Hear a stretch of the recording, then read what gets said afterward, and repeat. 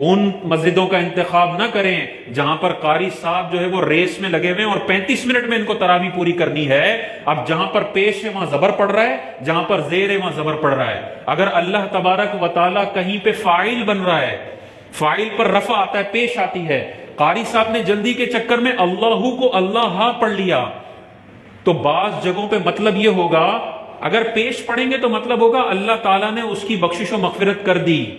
اگر اللہ پر غلطی سے زبر پڑھ دیا تو اس کا مطلب ہوگا اس بندے نے اللہ کی مغفرت کر دی۔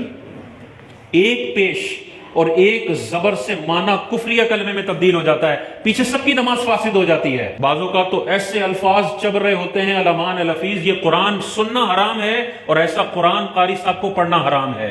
مسجد کمیٹی کی ذمہ داری ہے کہ قاری صاحب کو کہے بھائی اچھے طریقے سے بھی پڑھیں، اور جو مخارج ہیں وہ مخارج، جہاں سواد ہے وہاں سین نہیں پڑھنا تو نے، جہاں موٹا قاف ہے وہاں پتلا قاف نہیں پڑھنا۔ وہ مثال میں نے آپ کو دی ہے، قل هو اللہ احد کا مطلب ہے اے حبیب آپ فرمائیے کہ اللہ ایک ہے، اور اس موٹے کاف کو کوئی ڈنڈی والا کاف پڑھتا ہے، قل هو اللہ احد، اس کا مطلب ہے اے حبیب آپ کھائیے کہ اللہ ایک ہے۔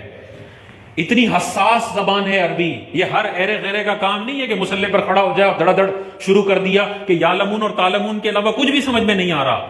یہ قرآن کی بھی توہین ہے اور ایسی تراویح کا کوئی فائدہ نہیں ہے۔ 5 منٹ 10 منٹ بچانے کے چکر میں اپنی تراویحیں ضائع نہ کریں۔ خدا را ایسی مسجدوں کا انتخاب کریں جہاں پر اچھے سے قرآن پڑھا جاتا ہے، اور کہیں غلط پڑھا جاتا ہے وہاں پہ جا کے مسجد کمیٹی کو سمجھائیں کہ بھائی مسجد کمیٹی کی یہ ذمہ داری ہے کہ وہ ایسے قاری کو کھڑا کرے جو اچھے طریقے سے، تاکہ سب کی نمازیں ضائع نہ ہوں۔ لیکن اس کے باوجود بھی وہاں امام چینج نہیں ہوتا، آپ پر لازم ہے کہ مسجد چینج کر لیں۔ 10 منٹ پہلے ختم کرنے کے چکر میں پورے 35 منٹ بھی ضائع ہو گئے، تراویح بھی ضائع ہو گئی، اور غلط قرآن پڑھنے کا وبال بندے پر الگ ہے۔ تو اس حوالے سے تھوڑا سمجھداری کا فیصلہ کریں، 35 منٹ کی جگہ 55 منٹ میں ختم کریں۔ آپ کو ذہنی سکون بھی ہوگا کہ اچھی تراویح پڑھ کے آیا ہوں، ٹکرے مار کے نہیں آیا میں۔